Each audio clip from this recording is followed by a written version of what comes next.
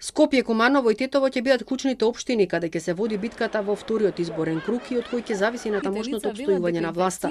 Во моментов ВМРО ДПМН е во предност, а СДСМ во наредниот период ќе се обидува драстично да го подобри изборниот резултат. Политикологот Александар Спасеновски очекува кампањата и реториката на политичките противници значително да се заострат.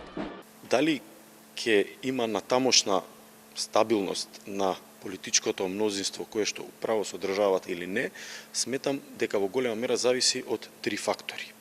Два од тие три ни се познати, еден сега ќе го видиме во вториот круг. Тоа е бројот на освоени градоначалнички места во сите општини во државата, бројот на советници во сите општини во државата и победникот во трката за градоначалник на градот Скопје. Кога станува збор за општините во државата и кога станува збор за советничките места, можеме да заклучиме дека предноста е на страната на опозицијата.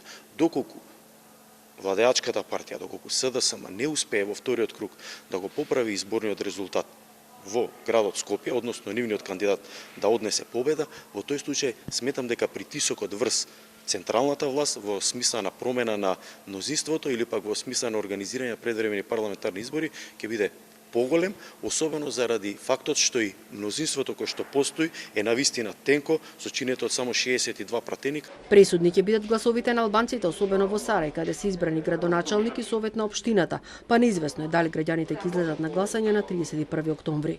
По завршувањето на вториот изборен круг, влегуваме во еден период на она што се нарекува политички пазар, политички договарања помеѓу клучните стожерните политички партии во државата, од власта од една страна и од опозицијата од друга страна.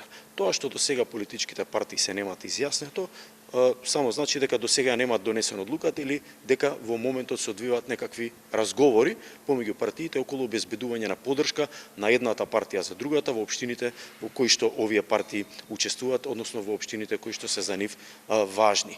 Но од аспект на албанските партии и во светло на она кој што го говориме за градот Скопје, мислам дека СДСМ се наоѓа пред еден голем тест, има една тешка, би рекол, една тешка битка да извојува во светло на резултатите од гласањето во општината Сарај. До крајот на кампањата остануваат уште 8 дена.